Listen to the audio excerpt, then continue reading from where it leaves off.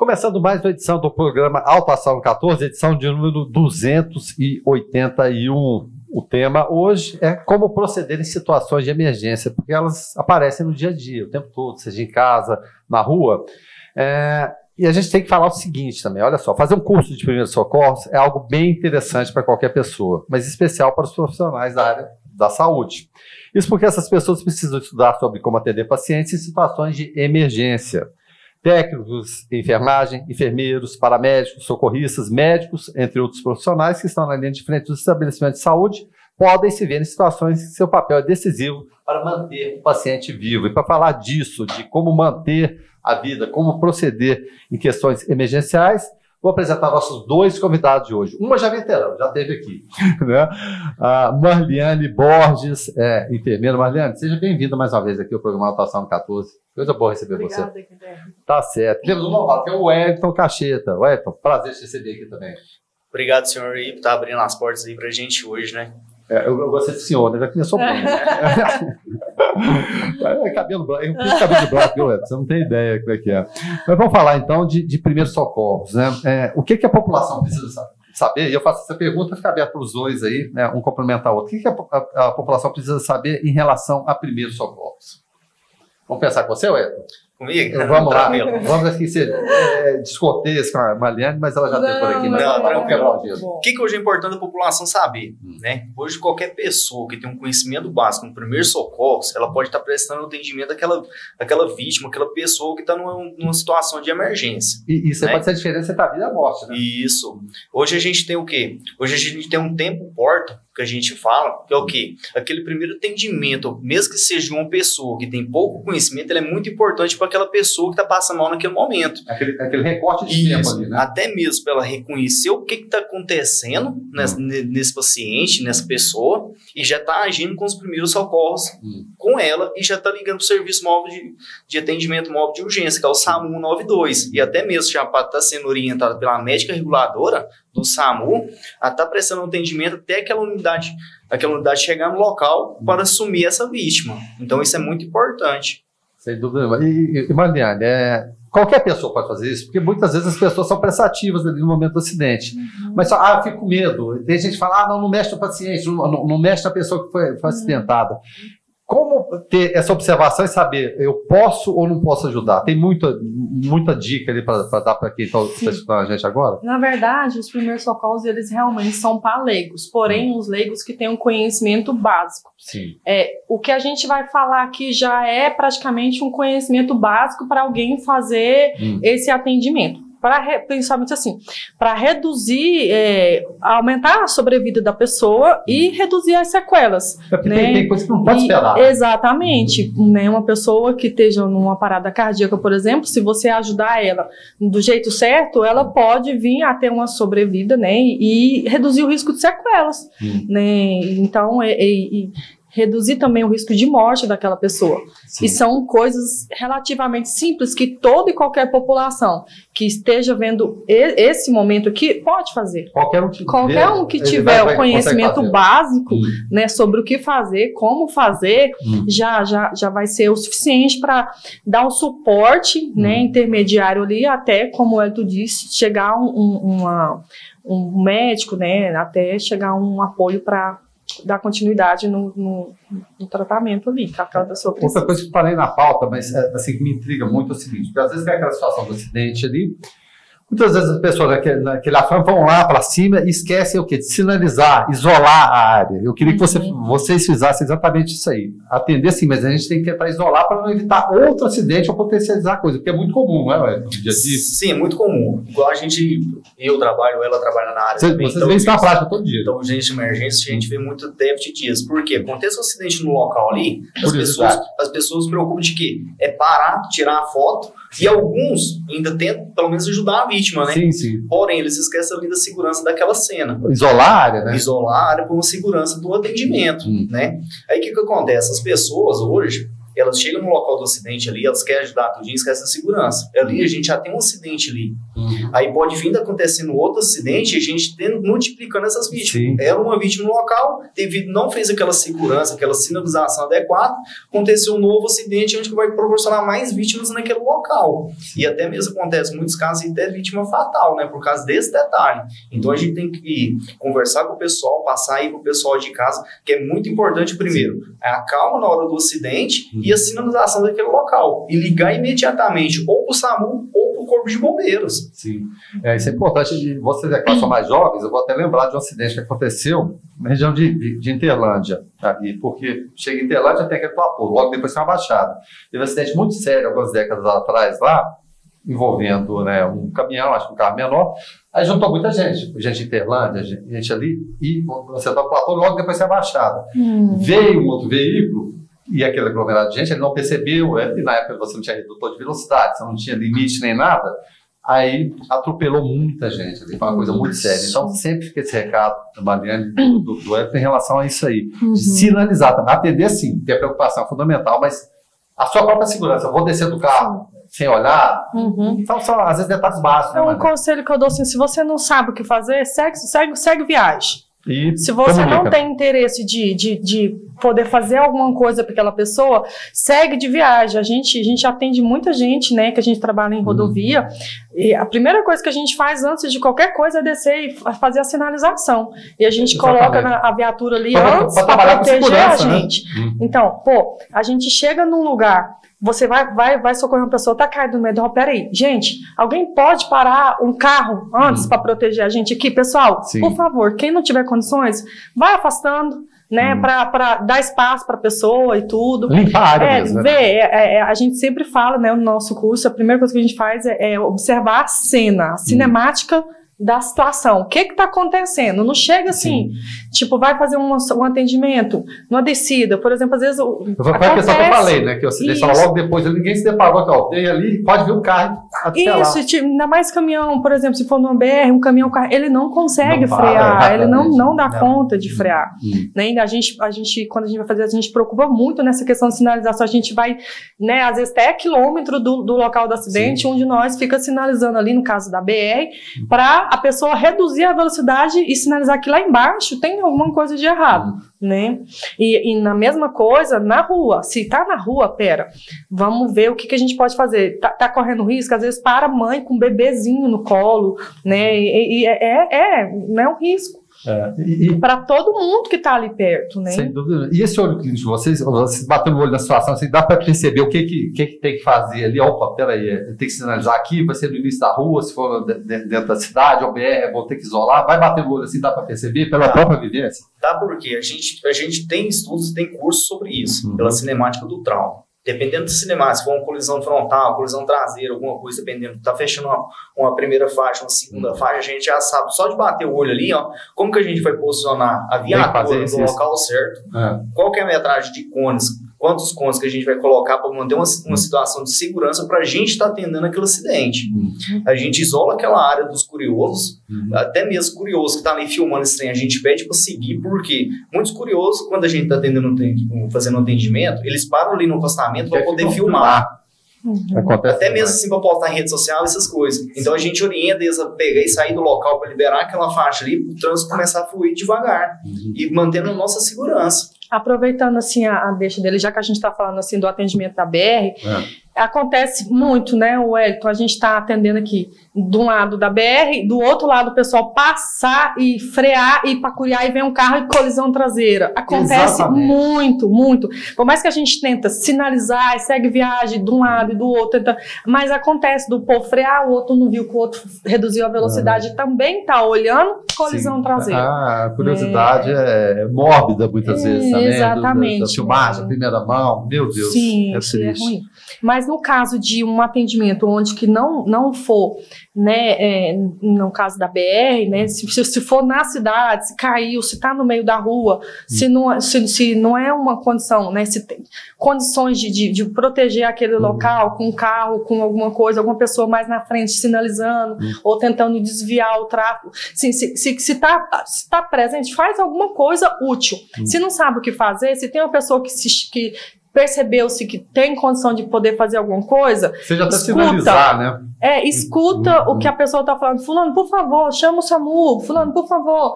Até dividir tarefas ali, né? Fulano, por favor, sinaliza de cá. Pessoal, quem não puder, afasta, por favor. Vocês estão em perigo, né? Então, e as pessoas geralmente escutam, porque sem segurança, essa pessoa está sabendo o que está fazendo. Sim. Né? E geralmente as pessoas colaboram quando a gente... Né? São solidários. Exatamente, acontece isso. Vocês atuam somente em rodovias ou dentro da cidade também? Só para a gente situar aqui. O resgate rodoviário do BR-153, ele é prestador de serviço da Ecovias. Ecovias do Araguaia que... Isso, ele é somente na BR. É 153, 080 e a 414. Sim. Porém, eu trabalho também no SAMU lá de Pires do Rio, aqui no interior. Certo. E lá a gente já pega rodovia também, clínico, dentro da cidade, tudo. Então você faz essas duas pontas. Eu faço. Eu perguntei isso para perguntar se tem mais complexidade ou mais dificuldade. É claro, o deslocamento para a rodovia às vezes demora mais, a cidade é mais rápida. Mas existe uma complexidade maior da rodovia ou dentro da cidade? São características diferentes? Os acidentes são diferentes, porque rodovia é um alto fluxo de veículo, né? E quando a gente tem colisões na rodovia, que a gente pega mais trauma, é sempre uma colisão de alto impacto. Violenta é muito mesmo. difícil ser uma colisão de baixo impacto, porque é a via de aceleração, né? E já dentro da cidade, não. A gente tem algumas colisões de alto impacto, porém menor que na rodovia. E mais atropelamento, por exemplo. Isso, e mais atropelamento dentro da cidade, né? Devido a pedestres, o pessoal não respeitar. Certo. Vamos para a prática aqui, porque a gente estava falando aqui de atendimento, né? Se eu me deparei com a pessoa caída, desacordada e eventualmente sem respirar, o que fazer? Deixa eu só fazer uma introduçãozinha, aproveitando que a gente vai falar a parte teórica, é porque às vezes as pessoas não entendem muito bem o que seria, o que eles podem fazer que está incluído nos primeiros socorros. No caso ali de uma parada cardíaca, né, de uma hemorragia grave, de um engasgo, são situações diferentes, são manobras que a pessoa pode fazer nessas situações que a gente vai orientar, vai demonstrar aqui com a Bibi. A Bibi né, tá aí, a Bibi. Dá tchauzinho, pessoal. Dá tchau, Bibi. Essa aqui é a bonequinha da Bibi, que a titia pegou emprestado. Tá certo. E aí a gente tem um pouco, né, de espaço, a gente vai fazer essa demonstração com a Bibi. Quando a gente for falar que é criança, e a gente também vai falar, num adulto, mas usando a Bibi, né? A gente vai demonstrar os lugares e tudo. O que fizer aí trabalhando para o adulto. Para o adulto também, a gente vai tentar diferenciar isso quando a gente for fazer o atendimento. Mas assim, por logística, a gente por enquanto vai fazer na Bibi, tá bom? Tá certo. Então, quando é que as pessoas vão poder fazer o atendimento? Numa parada cardíaca, que a gente vai explicar o que é, numa hemorragia grave, que a gente também vai falar o que é, no engasgo, né, parcial ou total também, e às vezes nas manobras para quando a pessoa afoga e tudo. Então, a gente vai orientar nessas situações especificamente para leigos. Tá certo. Então, em relação a essa pessoa caída desacordada, cheguei lá com a Bibi caída desacordada aqui. O que fazer, né? Porque aqui a gente vai até além, está sem respirar. Como mensurar se está respirando somente ali, encosta a mão aqui para ver se... Porque pai e mãe, toda noite acorda com o bebê dele. Vê se está respirando. Você demora, você vai lá e põe a vidinha. É mais ou menos por aí também? Ou não? Então, o que acontece? Quando a gente hoje pega uma pessoa desacordada, a primeira coisa que a gente faz é o quê? Por que ela desacordou? Por que ela caiu? Tem alguém perto? A gente procura saber informação, a gente procura saber um pouquinho de informação primeiro. Né? Na hora que a gente chega, a gente faz o quê? A gente faz um controle de estabilização e a primeira coisa, a gente dá uma olhada aqui, ó. Os olhos dela tá aberto? Tá fechado? Tá parcialmente aberto ou parcialmente fechado? Né? A gente faz o quê? E o que isso indica? Isso indica o sistema neurológico dela, como está o funcionamento do sistema neurológico. Orientada. Se ela tiver aqui, ó, porque a gente faz uma avaliação de escala de Como de Glasgow. Essa escala de Como de Glasgow, uma avaliação é as pupilas. Se ela tá midriática, tipo mitrise, se ela tá isocóricas, anisocóricas. Isso já é uma avaliação que tem uma indicação para uma intubação orotraqueal, né, de entubar um paciente, porque um Glasgow igual a 8 ou menor que 8, ele já tem essa indicação, é um dos critérios. Isso é muito importante a gente avaliar, porque isso pode me identificar uma lesão cerebral, nessa pessoa desacordada, mesmo que seja um AVC, for uma parada, for uma crise convulsiva, uma crise epilética. Até pela própria queda. Ali, isso, pela própria queda, ela pode ter um TCE, um traumatismo crânioencefálico, por isso que a gente faz essa avaliação. Esse tempo também pra isso, porque o TCE é um traumatismo crânioencefálico, a gente tem uma lesão direto no parénquimo encefálico dessa pessoa, na cabeça. E às vezes pode, porque todo mundo pensa, bateu a cabeça sangrando, não necessariamente. Não externamente, às vezes. Por isso que quando eu chego, eu faço esse controle de cervical, porque eu tô controlando essa cervical e tô tendo um controle dessa cabeça, porque se ela estiver acordada, na hora que eu tô aproximando dela, a tendência dela é fazer o quê? Olhar pra mim se ela estiver lúcida. Então, por isso que eu faço esse controle, porque eu vou preservar essa cervical e vou ter um controle onde que eu vou poder avaliar as pupilas, que são os olhos dessa pessoa, vou conseguir avaliar o quê? O sistema respiratório, que é boca, nariz, né? Ver se essa pessoa tem uma simetria de tórax, se está respirando, se está tendo expansão ou não. Algumas pessoas têm essa expansão no tórax e outras já têm no abdômen. Algumas pessoas têm essa expansão. É um movimento, né? Sim. Então eu cheguei aqui, ó, fiz a estabilização cervical nessa pessoa. Tá com o olho fechado. Eu vou ver o quê? A responsabilidade. Eu vou chamar essa pessoa. Senhora, senhora, senhora. Ela não me respondeu. O que eu vou fazer? Vou abrir vias aéreas. Abrir vias aéreas, tô vendo na boquinha dela, não tem nada ali obstruindo, fazendo obstrução nem nada, né? Eu vou partir para quê? Eu vou checar o pulso. Esse pulso é o carotídeo, que a gente chega para ver se o coração dessa pessoa tá batendo. Enquanto eu tô checando esse pulso, eu já tô visualizando o tórax e o abdômen para ver se tem o quê? Movimentos respiratórios nessa pessoa.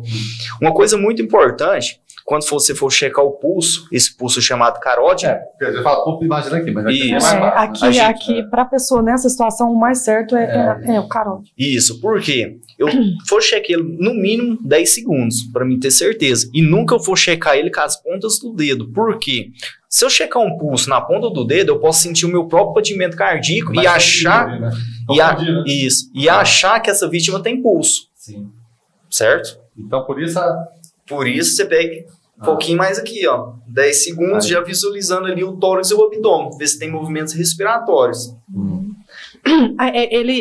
Vou só complementar que a gente está alinhado, né? A ideia é essa, eu falar pouco, você fala muito aqui. Isso. Mas se por acaso, né, ficou dúvida com relação ao que ele falou, a gente faz duas coisas que pode complementar, porque assim, às vezes a gente usa mais linguagem técnica, porque a gente trabalha na área, né? Sim. E o pessoal que trabalha na área entende perfeitamente, mas às vezes uma pessoa mais, que não tem aquele conhecimento científico um pouco mais confuso, mas se você quer fazer alguma coisa, faz o seguinte, chega na pessoa, igual ele falou, chama. Ele precisa ter dado bater também, senhora, não. Pode chamar, senhora, olhou, vê se tá, se tá respondendo, se não tá, olhou a boca, porque às vezes engasgou com alguma coisa, às vezes tem uma prótese ali, né? Pode ser invasivo mesmo, colocar o dedo ali para verificar, ou só na observação da... Só se tiver mais para fora, se realmente der para tirar. Não pode enfiar, porque às vezes pode empurrar. Sim. Se às vezes tem alguma prótese, alguma coisa que você pode observar que tá obstruindo, vai lá, abre a boca e tira. Pode tirar, né? Chamou, não respondeu de forma alguma. Se você tentei, não consegui ver pulso, porque às vezes não tem pulso, a pessoa fica procurando, já deu o tempo. Não perder muito tempo também, né? Se a pessoa não quiser, o leigo que não consegue identificar se tem pulso ou não, já inicia a massagem cardíaca, pede o apoio, né? Já que se você estiver sozinho, você já pede o apoio. E se você tiver com outra pessoa, já direciona, por favor, chama o SAMU, e aí já tenta identificar, olha, não está respirando. Né? Porque a respiração dá para a pessoa identificar, como ele falou, pelo movimento do tórax ou então do abdômen. Você olhou, não precisa ficar ansioso, não precisa ficar nervoso. Agora falou, mantenha calma, porque vai te dar mais lucidez para você fazer esse apoio para essa pessoa. Não conseguiu, identificou, parou ali, inicia a massagem cardíaca. Né? Que seria essa massagem cardíaca? Vamos lá. Porque acontece muito também de vocês chegarem e as pessoas estão por ali e falam, tá respirando, já verifiquei. Acontece muito isso, né? Tá com pulsação. Já vou dando dicas, né? Acontece. Já faz a sua própria avaliação. Sim. O que acontece? E é importante também para vocês. Hoje a gente vê um número de profissionais aí assim, andando aí nas ruas aí, que se deparem em acidente, outras pessoas que estão cursando, eles mesmos param já para fazer esse atendimento. Quando a gente chega no local, fica até mais fácil, porque eles já fez uma pré-avaliação. Porém, dependendo do jeito que eles passar para a gente vai reavaliar totalmente. Não é claro. Né? Então, a gente faz essa reavaliação. Vamos supor, nós chegou lá, fez a estabilização, né? Tem um movimento respiratório, ela não está numa parada cardíaca, o leigo, né? A pessoa que não tem um conhecimento, isso aqui, que não está numa ambulância, né? O que ela pode fazer? Aciona o serviço móvel de urgência, SAMU 192, né? Mantém o controle dessa cervical até a chegada da ambulância. E pode fazer o quê? Decúbito lateral direito. Pode pegar esse paciente e girar ele para o lado direito. E por que para o direito? Isso se não tiver com parada. Isso. Isso é uma pessoa respirando que só está desacordada. Né? Por que para o decúbito lateral direito? Porque se eu girar ela para o decúbito lateral direito, para o decúbito lateral esquerdo, eu vou ter a descontração da veia cava do lado direito do coração, onde que volta o meu sangue venoso para o coração. Então eu vou estar melhorando o retorno desse sangue para o meu coração, melhorando a circulação. Isso. E muito importante também porque quando eu estou em decúbito lateral esquerdo com esse paciente fazendo a descontração da veia cava direita, se essa paciente começar a ficar salivando, alguma secreção, alguma coisa, não vai fazer uma broncoaspiração, não corre o risco dessa pessoa engasgar com o próprio sangue, com a própria saliva, e também a queda da língua, numa pessoa desacordada. Uma pessoa desacordada, ela tem uma queda de língua, que pode fazer uma obstrução de vias aéreas. Né, que pode evoluir com uma parada respiratória nesse paciente. Ou seja, pode morrer com gás na própria língua. Na própria língua, exatamente. E fazendo essa manobra que ele falou, a língua já não vai cair. Automaticamente já... Isso. Aí automaticamente, quando se põe lateral, a língua já vai lateralizar. Lateralizou, melhorou a circulação e aí reduz, né, para a língua não cair, e já dá para esperar o SAMU chegar, né, e fica avaliando. Às vezes a pessoa ali não parou de respirar ali na hora, quando você chegou, aí você vira e fica olhando, porque às vezes a qualquer momento aquela pessoa pode parar de respirar e você vai ter que mudar o seu posicionamento, a sua conduta, né? Exatamente. E dentro dessa conduta pode ter a parada cardiorrespiratória. Eu queria que você simulasse aqui, porque muitas vezes as pessoas perdem tanto tempo, tanta besteira na internet, às vezes não se preocupam de procurar uma coisa que pode ser útil para eles em casa, pode ser útil na rua, né, pode orientar as pessoas. Então eu queria que você, de maneira bem didática, demonstrasse aí, ó. Puxa vida, é uma parada cardíaca. Primeiro como identificar e depois como proceder. Vamos lá? Pode. Quem quer fazer a ressuscitação aqui na nossa Bibi? Bibi está desacordada. É jogando pra mim, você vê. Vamos lá. Ai. Então eu vou tentar falar assim de uma forma mais simples. Bem didática. Bem simples agora. Então, Pode falar. Então, o que a gente tem? A gente tem aqui esse ossinho, né, que fica assim, como se diz, na boca do estômago, uma forma bem simples. Na boca do estômago, né? Achei a boca do estômago. Isso, exatamente. É aquela curvinha aqui, isso, assim? Porque o coração ele não fica bem no meio, ele fica um pouquinho mais lateralizado aqui para o lado esquerdo, só um pouco ruim de direita e esquerda. Então você vai fazer essa manobra entre os dois mamilos e esse processo aqui que a gente chama de tifoide. Não é processo não, ele até me falou. É o apêndice. Apêndice tifoide. O pessoal chama muito de processo, mas é aqui, ó, osso externo.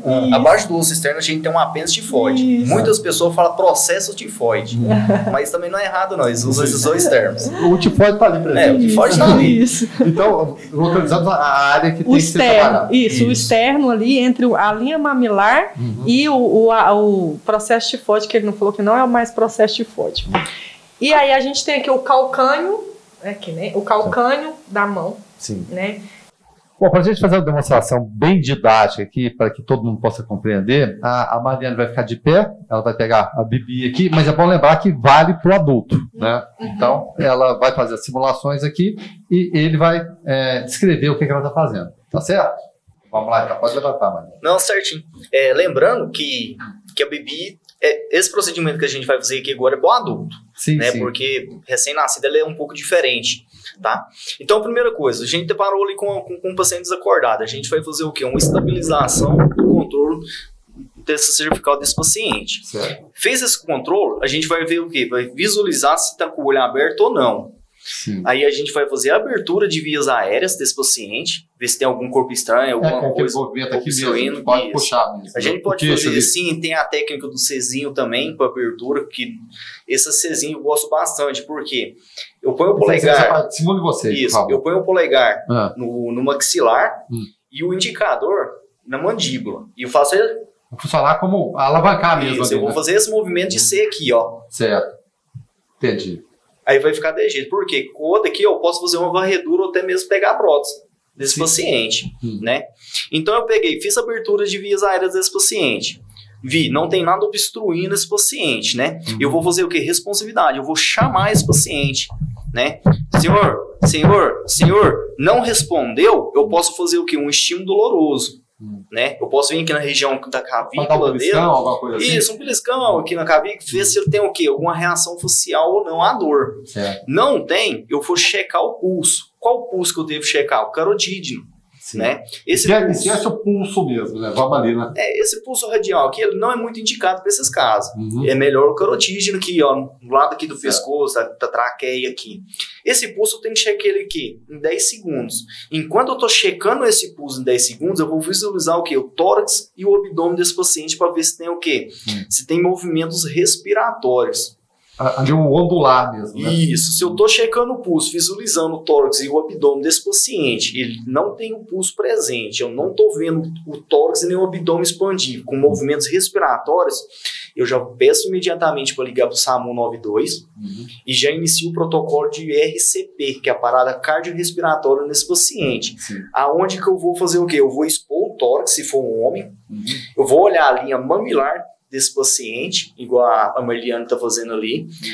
No homem, eu tenho o osso externo, o apêndice difoide. 2 dedos acima do apêndice difoide fica localizado que minha área cardíaca. O meu coração é um pouquinho girado para a esquerda, sendo o ventrículo para a esquerda e o átrio para a direita.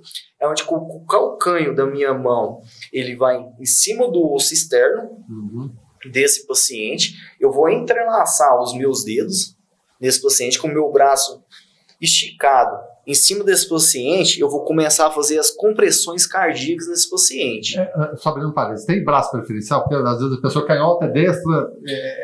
O que ela está mais eficaz para ele. O que ela é mais eficaz, independente de porque tem alguns que é canhoto, outros... Sim. Né?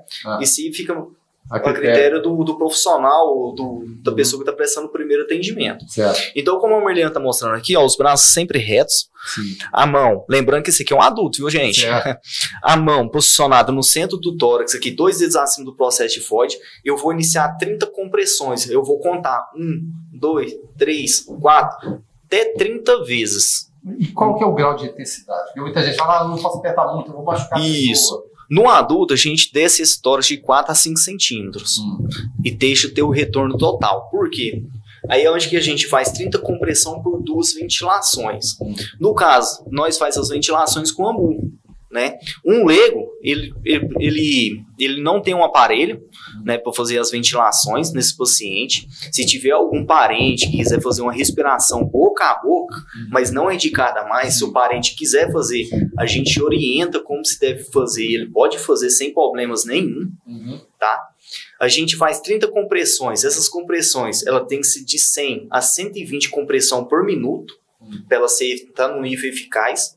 E esse tórax é sendo de 5 a 4 centímetros. Você vai pegando o jeito, né? Isso. E a gente tem um ritmo certo também. Não é fazer rápido demais, nem devagar demais. Seria isso que a Marliane está demonstrando aí, né? Seria nesse ritmo. Certo.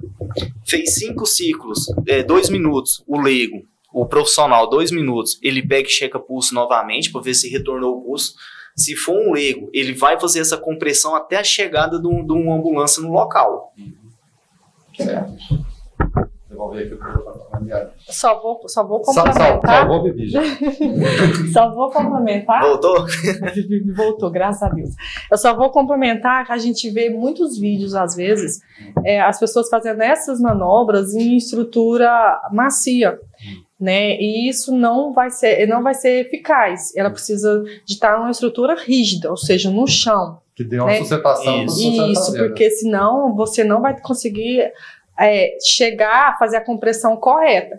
O porquê que ele falou que tem que ter um tempo de massagem de E a velocidade, por que tem que ter a velocidade certa e a compressão na altura certa? Por quê?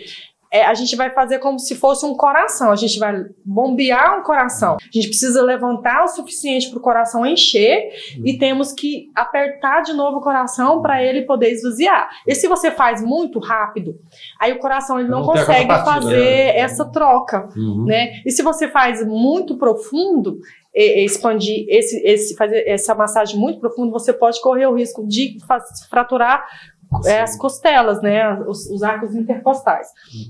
E se você faz muito superficial, você não vai conseguir fazer com que o coração esvazie completamente para encher de novo. Então, assim, como que faz isso? Treina no BB na sua casa, né? Treina, vai fazendo. Se você tem curiosidade, né? Se você por acaso tem algum familiar que já tem um histórico de parada, tempo, né? Já tem um histórico de problemas cardíacos, treina, faz um curso. É muito simples, tem muito curso oferecido assim, até de graça na internet, que dá para você ter base para você fazer isso aqui que a gente está fazendo. A gente faz de olho fechado. Sim. Até é difícil de explicar, que a gente faz tão, faz tão natural que fica até difícil de explicar. Mas faz. Porque você pode... A diferença está da mostra. Exatamente. E a sequela. Né? A sequela. Você ia complementar? Não, sim. Igual a Marlene falou. A gente ia trabalhar, a gente procura palavras para a gente falar para um leigo. Porque a gente já está tão acostumado com termos que a gente acaba até meio se perdendo. Vai poder entender o pessoal isso. Bom, tem caso muito comum, e aí, geralmente com idosos e crianças também. Vamos pegar a Bibi como exemplo. No caso de um engasgo, né? O que pode ser feito para ajudar a pessoa nessa condição? Bibi engasgou. Então, hoje a gente tem o quê? O principal índice hoje de ocorrência com RN é recém-nascido até 28 dias. Tá? A gente vê muitas explicações na internet, vou solar, conseguir desgasgar, aquela coisa. O que acontece muito? Obstrução por leite materno. Por quê? A mamãe está lá amamentando, amamentou a criança, ela não põe para rotar e já coloca para deitar. Ela pode obstruir, né, devido ali ao vômito, fazer uma obstrução. Nesse caso, a criancinha, a Bibi aqui no caso, eu vou simular aqui para frente aqui para mostrar certinho para vocês. Mamãe amamentou, pôs a criancinha lá, ela pegou, começou a ficar o quê? Desfalecida. Vai começar a ficar roxinha, vai ficar aquela criancinha meio boba, né? Por causa dessa obstrução, ela não vai estar conseguindo chorar e nem fazer alguns barulhos que crianças fazem. A principal coisa que você tem que ver numa criança com vias aéreas obstruídas. A primeira coisa que vai ficar cianótica, que é roxa, vai ficar roxa, são os lábios dessa criança. Se os lábios dessa criança começou a ficar roxa, ela começou a ficar um pouquinho desfalecida, começou a cair, tem alguma coisa errada, tá? Já é importante ligar para a unidade de serviço móvel de emergência, que é o SAMU, já para estar deslocando com esse paciente. Fez isso, o que a mãezinha pode fazer? Primeira coisa que a mãe vai fazer, abertura de vias aéreas. Ela pode pegar a criancinha nos braços dela, nessa pegada aqui, ó. Da maneira que você tá segurando. Isso, desse jeitinho aqui. Vai pôr um bracinho e uma perninha dela aqui de um lado, o outro bracinho e outra perninha, porque não tem o perigo, base, né? Não tem o perigo dela cair. Primeira coisa que eu vou fazer, abertura de vias aéreas. Eu vou visualizar um pouquinho dessa criancinha. Eu vi que ela tá ficando roxa ali, ó. A coisa, eu vou pegar essa pegada aqui, eu vou vir minha mão Czinho. Minha mão Czinho, de frente a essa criança. Vou pegar ela aqui, ó. Isso. Indicador e polegar na orelhinha, fazendo uma pegada. Vou virar ela de bruço para mim e vou colocar ela numa angulação de 45 graus. Nessa angulação de 45 graus, eu vou dar 5 da potagem, que a gente chama, que são 5 tapinhas nessa criança. E vou bater e vou arrastar para frente. Você bate e esfarra. Isso. Eu vou bater e jogar para frente. Bate e joga para frente. Onde que eu vou bater? A gente tem as escápulas, que o pessoal chama muito de pá, né? Não sei se você já ouviu falar. O pessoal, as pás.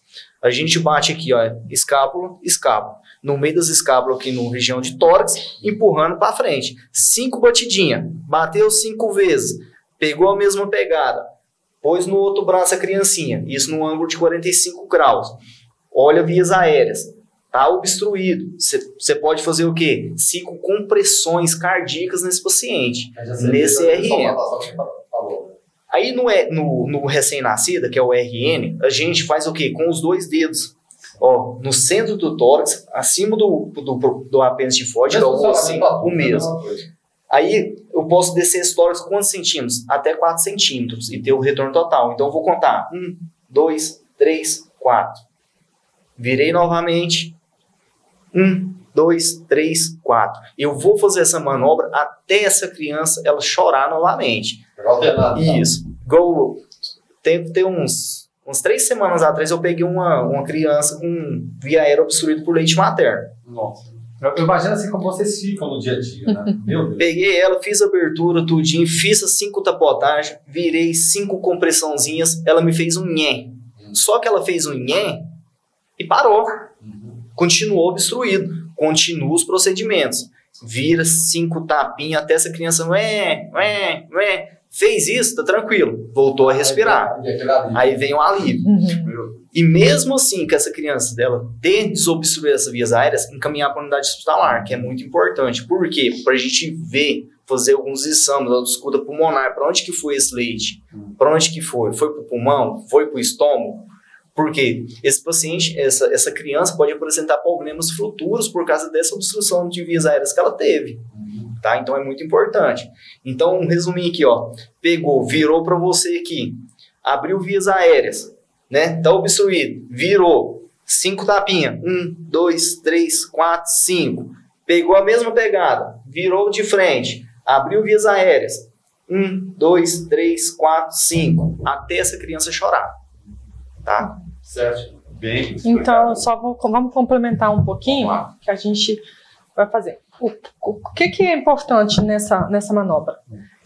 É o posicionamento de quem vai fazer as manobras. Não faça em pé, porque se por acaso acontecer do nervosismo ali na hora da troca, a criança poder cair. Altura, né? Exatamente.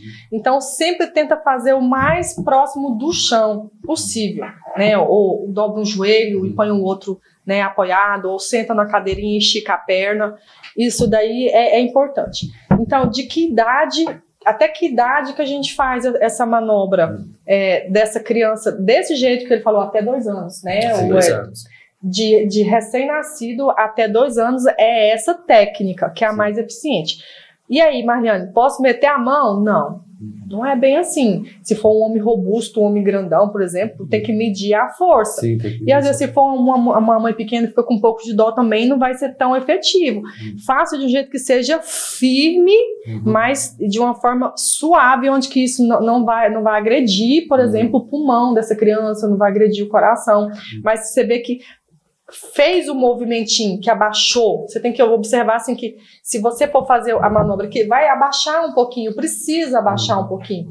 Se você for fazer a manobra, arraste mesmo, como se você estivesse empurrando. Varrendo. Né? Varrendo. E aí, por que ele fez a manobra de 45 graus? Para gravidade. Para que ele possa descer pelo movimento, né, possa vir a descer essa obstrução, que seja o leite, que seja, né, uma outra coisa que esteja obstruindo as vias aéreas, né, a boquinha dessa criança. Em relação a adultos, né, porque a gente está falando de crianças, pessoas de mais idade, ou jovens que engasgam também. Esse procedimento de 0 a 2 anos. Mas uma pessoa de mais idade, seja uma criança com um pouquinho mais idade ou adulto também, o procedimento, como que ele funciona? Em relação a desengasgar. E gente morre, né? Morre engasgada. Morre. Primeira recomendação, antes disso tudo, né? A recomendação é mastigar bem os alimentos. Mastigue, é importante, né? Mas a pessoa não mastigou, engasgou ali, o que fazer? Seja com alimento ou qualquer outra coisa. Porque tem criança também que é curiosa, pega objeto, joga para dentro da boca. Isso, evitar, como orientação, evitar de balões, né, deixar disposto balões. Lá em casa eu tenho 2 pequenininhos e eu fico muito, eu já passo muito medo lá em casa, eu ponho muito medo neles. E aí quando na escola também, eu recomendo, porque realmente a gente teve uma perda esses tempos atrás aqui em Anápolis, com uma criança acho que de 11, 12 anos, por causa de um balão. Então é até perigoso. Evitar de deixar objetos, né? Às vezes fica prego, parafuso também, isso é muito perigoso, porque crianças eles não medem, né, antes de levar na boca. É claro que a técnica que a gente vai fazer ela é diferente para criança, para grávida, para quem está em pé e para quem já está deitado, que já perdeu a consciência. A primeira coisa que a gente vai fazer, vamos identificar, né, o Wellington, se a pessoa está ou não engasgada. Existem 2 tipos de engasgo, o parcial e o total. Como que eu vou fazer, vou identificar quando ele está totalmente, né, como se diz, que está totalmente obstruído, totalmente entupido ali essas vias aéreas por aquele alimento ou por aquele objeto, ou se está só um pouco. Quando está parcial, a pessoa consegue fazer o estímulo de tosse e leva a mãozinha no peito. Quando... Aí você me complementa, tá? Pode ficar tranquilo. Eu vou fazendo aqui. Dá uma chutinha aqui na mesa. Porque assim, é o professor, né? Você chega perto, você fica meio intimidado. E quando é um engasgo total, a pessoa ela já leva a mão na garganta e ela não consegue fazer esse estímulo de tosse. Né, ele já leva ali a mão. Exatamente. Isso. Aí fica olhos arregalados, fica boca cianóide. Perfeito, eu já engasguei. Eu já levantei. Quase que nós separar a filmagem aqui para te socorrer. Aí, continuando. Leva as 2 mãos, né, no pescoço, cianose, né, começa a ficar roxo os lábios, os olhos ficam mais arregalados. Então, o que a gente vai fazer quando for uma criança? Acho que faça isso primeiro a manobra do adulto, depois eu falo que a gente muda só o posicionamento. Sim, perfeito. O que a gente vai fazer? A gente vai ter que fazer essa orientação explicando, né, como que faz ao mesmo tempo que está falando. Sim. Pessoal, a gente vai fazer uma demonstração aqui a respeito do engasgo, né? Como que a gente vai identificar? Se a pessoa tiver com engasgo parcial, ele vai estar, né, com a mão no peito e com estímulo de tosse ainda. Se você observar que a pessoa tiver com o engasgo total, ele vai estar com as 2 mãos no pescoço e não vai estar conseguindo emitir sons. Se a pessoa tiver com engasgo parcial, você vai tentar estimular ela a tossir. Tosse, tosse, tosse. Se você viu que não teve esse desengasgo, você pode partir para as manobras, né? Como que seria essa manobra? A gente apoia atrás da pessoa, conversa, olha, eu vou tentar te ajudar, tá bom? Fique calmo. Abre um pouquinho a perna. Por quê? Para mim, apoiar. Porque caso essa pessoa venha perder a consciência, eu tô aqui, né, apoiando ela e consigo segurar ela para que se ela venha cair, ela não caia de uma forma que vai machucar ela. Como que eu faço essa manobra? Apoio atrás dele. Aqui, o apêndice tifoide, que é esse ossinho aqui, que fica próximo do estômago, 2 dedinhos abaixo dele, com a mãozinha fechada e outra mão aberta por cima. Apoiando atrás dele, eu vou apertar e empurrar para cima. Eu vou fazer assim, não vou apertar ele aqui, mas só para você entender o movimento, que é de apertar e empurrar. Apertar e empurrar. Até quando? Até quando você vê que a pessoa conseguiu desengasgar. Bom, a gente fez essa demonstração aí, mas ela serve para todas as idades? Tem uma diferenciação? Eu queria que vocês falassem, por favor. Não, essas manobras, elas podem ser diferenciadas de acordo com a idade de como que está a vítima. Né? O Wellington fez do bebê, que é de um jeito, né? A gente fez no adulto, que está em pé ainda, e também tem como fazer essa manobra numa criança, né? Que você vai ajoelhar para fazer essa manobra, ajoelhar e apoiar, né? E quando a pessoa já está inconsciente, né? Se você tem a condição de sentar essa pessoa e ajoelhar atrás dela e fazer essa mesma manobra, com você ajoelhado e ela sentada, mesmo inconsciente, se você tiver a condição de fazer. Se por acaso você não tiver a condição, no caso de posicionar, né, a força... A própria questão física também. Exatamente, pesada, isso né? mesmo. Aí você pode pôr a pessoa deitada e fazer do lado, essa manobra, empurrando esse alimento, né, para cima. Só que a pessoa deitada. Quase... um pouco parecido com o posicionamento, um pouco parecido quando você vai fazer uma massagem cardíaca. Tá. Só que o local que você vai fazer e o jeito que você vai fazer é um pouquinho diferente. Certo. Eu estou vendo aqui também autodesengasgo. Não tem ninguém, estou sozinho ali. Como fazer? Hoje em dia é mais fácil, eu vou explicar mais fácil, né? Sim. Que é, no caso, a da cadeira. Né, a pessoa, você se joga sobre o braço, sobre o encosto da cadeira, porque isso daí vai fazer com que você tenha uma pressão, que é o intuito que a gente faz essa manobra, é fazer essa pressão. né? E você vai ter essa pressão fazendo essa manobra, por exemplo, se jogando sobre um braço, uma costa de uma cadeira, né? Um encosto de uma cadeira. Você dobra. Você se joga em cima desse encosto da cadeira, para você mesma fazer essa pressão. E não fica esperando muito tempo para você ver. Se você viu que tá sozinho, deu um tempinho e você não conseguiu, já faz logo, porque senão você corre de perder a consciência. Né? Então, assim que for possível, tenta se jogar logo sobre uma cadeira, um encosto de uma cadeira, que vai dar certo. Bom, a entrevista é gravada, é claro, mas vale para todo ano, porque a gente está na temporada agora de férias, em Araguaia, tem crianças em casa, piscina, aquela situação triste de ver pessoas morrendo por conta de, primeiro, a prevenção, né, gente? Primeiro de tudo, a prevenção, né? Você não se embriagar, tentar se aventurar, atravessar rio, nadar, criança em casa, vigilância constante, o tempo todo, não, deixa elas à vontade, não, você tem que vigiar o tempo todo. Então, não fez isso, infelizmente, acontece o quê? Afogamento. Mas como lidar com a questão do afogamento? Primeiro, estou presenciando afogamento. Muitas vezes as pessoas vão lá tentar salvar, e o afogado, às vezes, ele morre e leva outra pessoa junto, né? Porque agarra a pessoa. Mas presenciar o afogamento, primeiro procedimento. Como é que a gente faz nessa experiência do dia a dia? Primeira coisa, assim, você presenciou Você puder chegar um pouquinho mais para cá? Vamos lá. Tá tranquilo. Não, tranquilo. Tá ao vivo. Não, vai lá. Primeira coisa, quando a gente precisa, aquela pessoa ali que tá se afogando, ela tá agitada ali dentro da água, se debatendo nesse trem, não entra. Sim. Não entra, gente. Por mais que venha a tentação, por mais, procura um pedaço de pau grande, você tentar chegar até essa pessoa, para ela pegar você arrastar ela, um pedaço de corda, mas não entra. Isso aí vale até para piscina, que de repente é mais rasa? Ou depende da análise da situação? Vai depender da situação. Se tem mais gente ali. Isso, se tem mais gente ou não, depende se é uma criança, se é um adulto, como que dá a situação. É mais forte que você fisicamente, você não dá conta de fazer aquilo. Vai depender também se a pessoa tá ali se debatendo ali já acordada, ou se ela tá ali já boiando, desacordada, ou até mesmo já afundou no local. Então, tem vários tipos de situações que a gente tem que tomar cuidado. Eu aconselho não entrar. Pessoa acordada se debatendo, não entra, gente. Não entra. Vai dar problema. Sim. Em vez de um afogado, a probabilidade de ter dois é muito grande. Sim. E outro, aciona o corpo de bombeiro. Afogamento, corpo de bombeiro para fazer o resgate.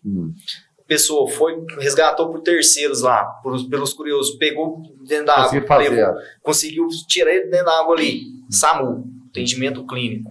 Liga pro SAMU, gente. Porque o SAMU vai chegar no local e vai saber como tratar essa vítima. Primeira coisa no afogado, você tirou aquela pessoa desacordada de dentro de uma área, piscina, rio, né? Ou Carnaraguaia agora que vai ter, né? Agora nessa temporada aí. Primeira coisa que a gente deve fazer o quê? Liberação de vias aéreas, né? E com certeza ele engoliu água. Né? Com certeza ele engoliu água, né, Marliano? Aí, liberação de vias aéreas. Abra essa boca dessa pessoa. Tá em parada cardíaca, identificou ali, já começa as compressões dessa pessoa. Volta lá, os capítulos atrás que vocês viram antes. E já começa ali as compressões ali. E mantém a lateralização dessa cabeça. Por quê? Porque quando você está fazendo a compressão, baixando esse tórax, para a água tá voltando sobre as vias aéreas pela boca. De costas ela não sai, né? Ela vai e volta, né? Aí ela vai voltar, né? Agora, se tiver lateralizado, você vai conseguir o quê? Fazer essa água sair na lateral da sua boca. Sim. Né? A gente também tem uma fisiologia no nosso corpo, no ser humano, que a gente tem a traqueia ali e tem a carina, que é a purificação, que dá a ramificação para o tronco direito e para o tronco esquerdo. Se você coloca essa vítima e tem cubo lateral esquerdo, aquela água que está no pulmão, ela vai do lado direito, ela vai descer para o pulmão esquerdo. Então você vai estar liberando o pulmão direito para ele estar fazendo o quê? Conseguindo fazer uma respiração, pelo menos em um dos pulmões, que vai facilitar bastante o resgate. E a probabilidade da gente conseguir voltar essa pessoa à vida desse afogamento é muito grande. E no dia a dia, aqui vai até uma questão, vocês lidam com situações de vida e de morte no dia a dia. Emocionalmente, para vocês, como é lidar com isso aí? É claro, todo um preparo psicológico, mais experiência que seja, somos humanos, a gente se emociona. Teve situação assim que você, puxa vida, é terrível, porque você lida com parentes, às vezes com crianças, é difícil esse dia a dia? No início, quando eu comecei na área do pré-hospitalar, há uns 10 anos atrás, eu até que, assim, emocional, abalava um pouquinho, me envolvia muito. Hoje, eu já tenho uma visão assim, ó. Aconteceu alguma qualquer tipo de emergência, eu tô sendo chamado, é para resolver. Você tem que agir. Né? Então eu tenho que resolver aquele problema. Vai chorar? Chora depois. Sim. Vai ficar sentido? Sente depois. E sente mesmo. Né? Chegou no local, faz o que você tem que fazer. Independente se vai doer, se tem gente gritando, apavorado, faz o que você tem que fazer. Aquela vida depende de você. De conter aquela emoção naquele momento. Já teve casos assim, vocês... Enfim, faz para doação e guardar choro em casa, ali volta aquilo tudo e a emoção vem. Sim, eu vou contar um caso no resgate. A gente foi acionado numa colisão traseira de alto impacto, de caminhão versus caminhão, uma vítima, sexo masculino, presa às ferragens. Quando a gente chegou lá, ela estava conversando igual nós dois aqui, ó, tranquilo. A gente conseguiu fazer a retirada da porta desse caminhão. Quando a gente teve visualização para dentro, essa vítima ela estava comprimida, a região abdominal para baixo, tudo esmagado. Com o painel. E ela conversando lúcido. A gente fez o acionamento da nossa USA, a USA deslocando o local e a gente conversando com ele. E a gente sabia que na hora que a gente começar a colocar os equipamentos de encarceramento, começar a expandir ali, ia liberar aquela hemorragia e ele ia vir a óbito, porque não tinha nada que fazer. Então a gente fica muito numa balança. E a gente não pode falar pro paciente, cara, você tá conversando aqui comigo aqui, mas infelizmente não tem como, você quer despedir da sua família. A gente não pode fazer isso. Então a gente tem que tentar manter a calma ali, manter a calma dentro daquela vítima ali, né, mesmo sabendo que o pior vai acontecer, e manter um conforto para essa vítima. Até mesmo quando a nossa USA chegou, viu a situação, o médico até deu um conforto maior com esse paciente, entubar ele preso nas ferragens ainda, né, para desacordar ele, fez a sedação, entubou tudinho, porque na hora que expandia ali, ia acabar. Infelizmente. Não tinha o que fazer. A gente já olha um pro outro, a gente já sabe. Né? A gente já sabe que não tem o que fazer. A gente até fica usar a sensibilidade ali, né, fazer as coisas mais... Desculpa, ter. E assim, eu acho que é normal a gente emocionar, que coisa boa, que a gente se emocione ainda, né? Isso acho que é fundamental. No dia que ele perder isso, né, acho que não faz sentido. Por isso que eu admiro e respeito muito o trabalho de vocês. A gente está caminhando no final, mas a gente tem que falar aqui em relação à crise convulsiva, por exemplo. O que a gente pode falar? Olha, a pessoa ali está com crise convulsiva, e tem gente, prendeu a língua, enfia lá dentro da boca, tira a língua, destrava a língua. É mais ou menos por aí? Não é por aí. Não é por aí, então ainda bem que eu tô enganado, você vai falar o que é, então. Não é por aí. Se você pôr o dedinho lá, é perigoso você perder o dedo, porque a pessoa não tem um controle. Aí pode acontecer de querer, às vezes, falar que a língua, né, baixa. Então, primeira coisa que vai fazer, se você não sabe fazer, não faz nada, só lateraliza ali a cabeça. E se tiver algum objeto onde a pessoa possa se machucar, afaste. Mas se você, né, puder fazer alguma coisa, lateraliza essa pessoa, vira ela de lado. Para quê? Para que ele não tenha um rebaixamento de língua, como o Wellington falou, e que caso, às vezes é comum, pessoa em crise convulsiva, salivar, para que ele não venha ter uma broncoaspiração ali durante essa crise convulsiva. Lateraliza e aciona o SAMU para chegar. Gente, outra coisa, não filma. Não faça isso, é muito constrangedor. A pessoa ali, acho que é fundamental. Sim. A gente trabalha nessa área, a gente sempre filma, sempre pega aquela pessoa em situação e o pior é que aí sai postando, né? E isso é muito vocês às vezes têm que agir com pela pessoa. Em relação a isso. Puxa vida, estou preocupado aqui com o cuidado da pessoa, ainda tem que pegar e repreender alguém que está fazendo uma coisa que é óbvio que ele não deve fazer. Só complementando a questão da crise convulsiva aqui, que minha colega. Isso. Crise convulsiva ela é muito comum que o paciente mortear a língua, né? E aquela língua sangrar ali dentro da boca desse paciente. Por isso que é a importância de manter inteico lateral. Crise convulsiva, o paciente vai dar o quê? Se debatendo. Muito importante também você não tentar segurar os braços. Conter a pessoa. Isso, conter essa pessoa. Deixa ela se bater, deixa ela ali no conforto dela se debatendo ali. Só tomando cuidado para ter algum saco, bater a cabeça, alguma coisa, como ela falou. Tire qualquer objeto, como a colega falou. O que você pode fazer em questão da cabeça? Enfia as duas mãos debaixo da cabeça dela ali e deixa ela bater na sua mão. Pra ela não ficar batendo a cabeça ali no chão. Isso. E continua. Uma crise convulsiva hoje, pelas literaturas, o normal dela é de 3 a 5 minutos. Né? E ela vai passar. Depois ela pode reentrar novamente, ter uma nova crise convulsiva. Ou a crise convulsiva, ela pode ser o quê? Ela pode ser prolongada, acima de 5 minutos. Né? Em todos os casos, chama o SAMU, gente, não perca tempo, não dá uma de herói.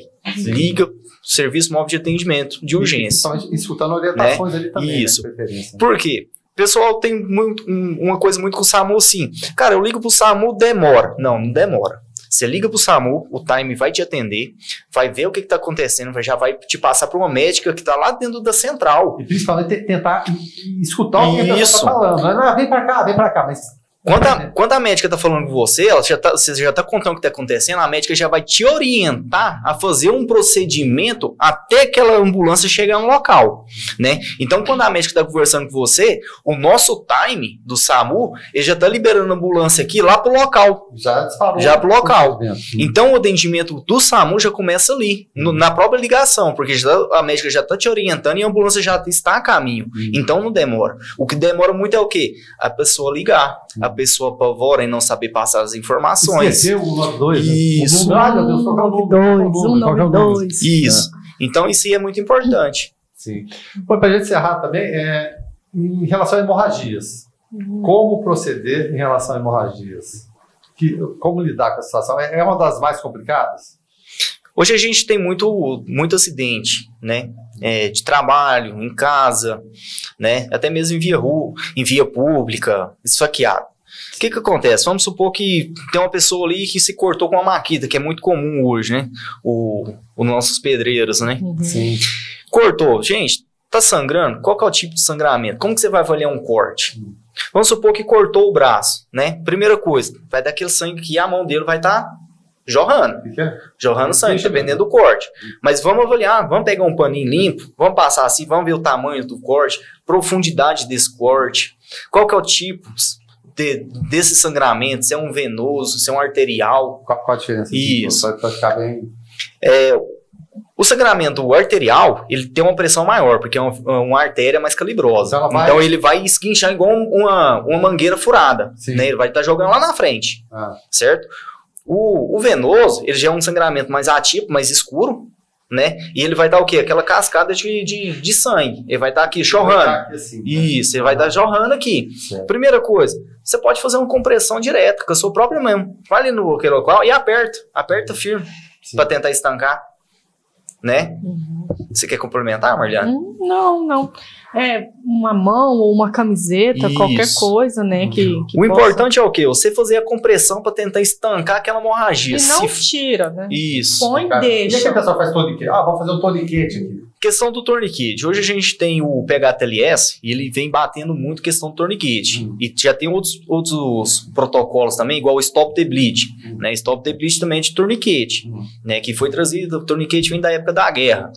Né? Já muito. Alguns tiram, outros põem. Hoje a gente ainda continua com torniquete. Porém, tem algumas indicações ou não para o uso desse torniquete. Antigamente você tinha um corte no braço, 2 dedos acima, 15 centímetros, torniquete. Para estancar essa hemorragia, né? Hoje já pede nas literaturas do PHTLS nono, alto e apertado. Se o corte é aqui, coloca aqui em cima, alto e apertado. Lembrando que o torniquete ele tem que fazer o quê? Ele tem que fazer a compressão da artéria aqui braquial. Ele tem que estancar, porque da artéria braquial vai fazer as ramificações das irrigações do meu restante do meu brêmio. E quando eu faço esse torniquete, eu estou cortando totalmente a circulação de sangue e oxigenação desse membro. Tá? Então eu corro o risco de uma trombose, eu corro o risco de fazer até esse paciente perder esse membro. Tá? Então eu fiz o torniquete aqui, cortei a circulação, tudo. Não está sangrando mais? Unidade hospitalar, mais próximo. Antigamente tinha um negócio, a cada 30 minutos afrouxa um pouquinho. Não tem isso mais. Vamos aqui, né? Tipo a rosca ali, isso. Né? Acabou. Fez o torniquete, conteve hemorragia, unidade hospitalar.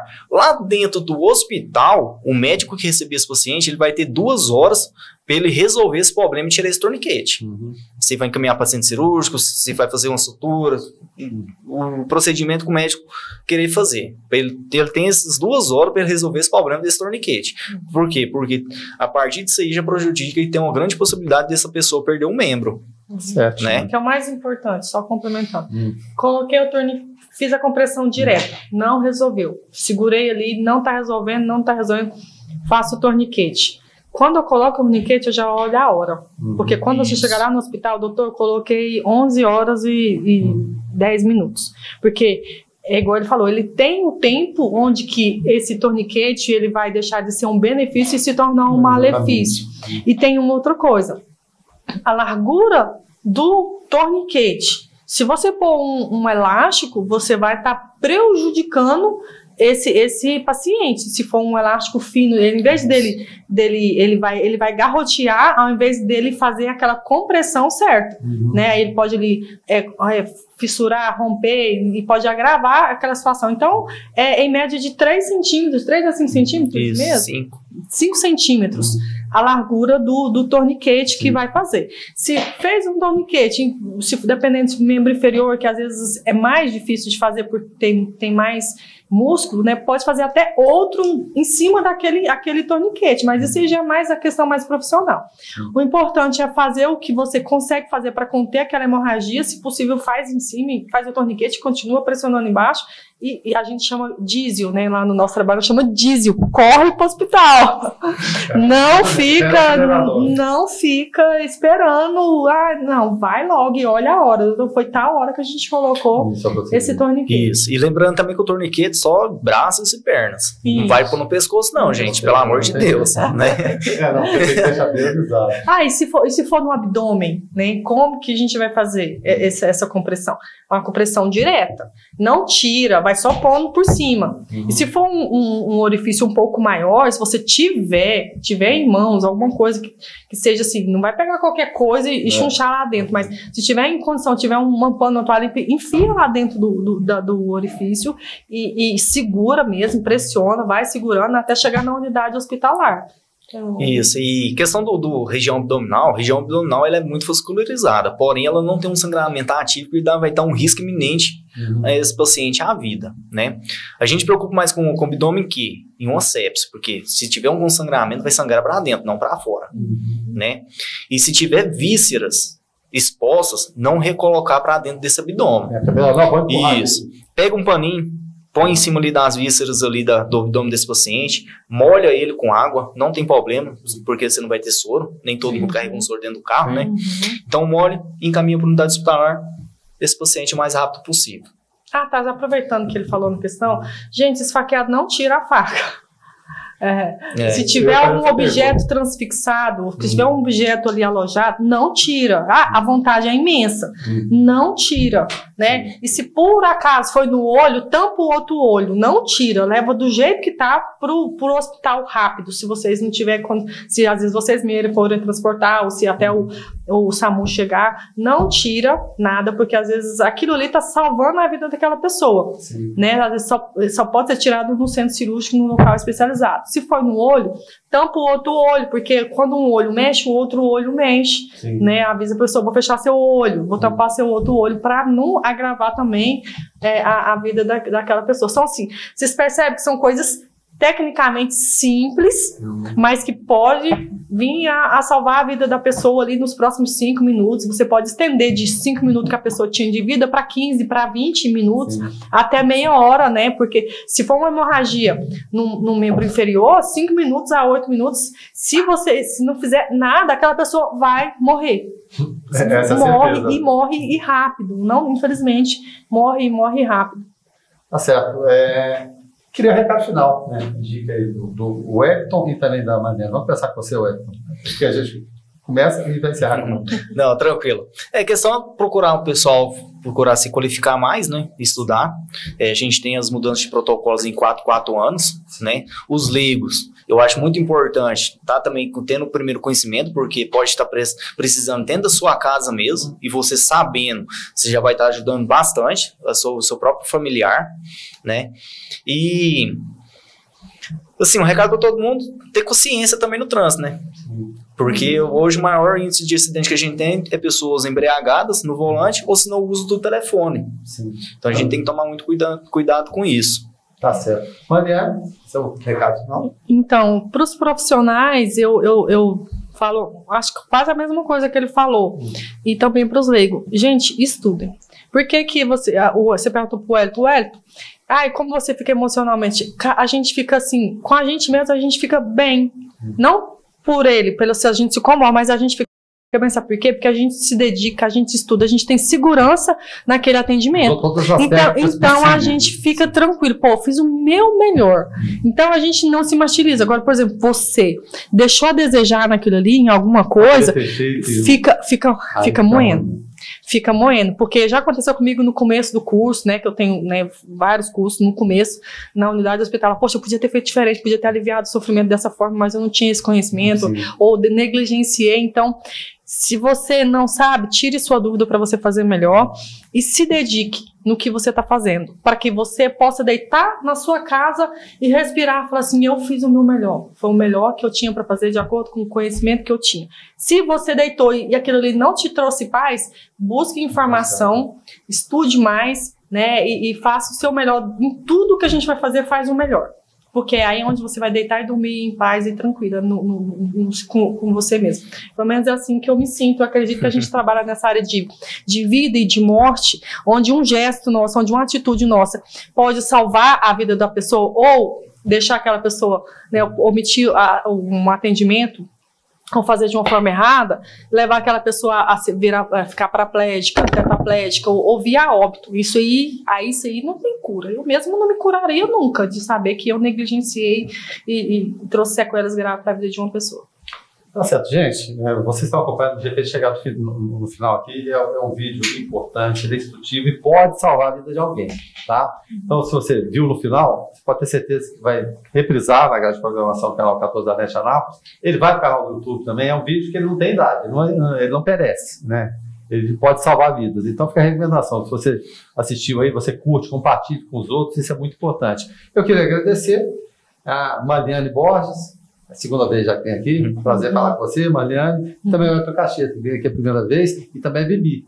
Bibi participou aqui. Ficou caladinha e tal, mas ela foi fundamental aqui, a Bibizinha. Tá certo? Mais uma vez, então, muito obrigado e a gente volta na próxima semana. Clínica Radiológica de Anápolis, Arroz e Feijão Imperial, Geolab Genéricos, Hospital Evangélico Goiano, Unievangélica, Supermercados Atende Mais, Compensados Anápolis, Clínica Vacine, Produto JK, a Arte do Algodão, Farmácia Naturalis, Cicobi Unicentro Norte Goiano, Lages Vibracom, Porto Pereira Hipercozinha Industrial, Rádio Imprensa 104,9 FM, Restaurante Barriga Cheia, Síntese Comercial Hospitalar, Egoservice Vigilância e Segurança Privada, Meglif Uniformes, Pérola Distribuição, Crédito Contabilidade, Perícia e Auditoria, Laveste Lavanderia Hospitalar, Arroz Frito e Restaurante do Macarrão, Doutora Cristiane Santos, Endodontia, Cirurgia Parodontítica e Traumatismo Dentário, Mamãe e Bebê Kids, Varejão das Fábricas, Clínica Alto Astral, Usa Arquitetura e Interiores, Fazenda Campo Largo, leite de qualidade, Arquivo Off, guarda e organização de documentos, folhas, suplementos naturais, Droga Lúcia, economia a serviço da sua saúde, Opção Ótica, Exclusiva Castor, um sonho de colchão, Centro Automotivo de Reparos Lagcar, Caplife, tratamento capilar, Dotes, tecnologia e comunicação, Sabor e Arte, a arte de comer bem, Graça e Falcão, doceria, Mega Estúdio e Única Curativos, tratamento de feridas e serviços de enfermagem.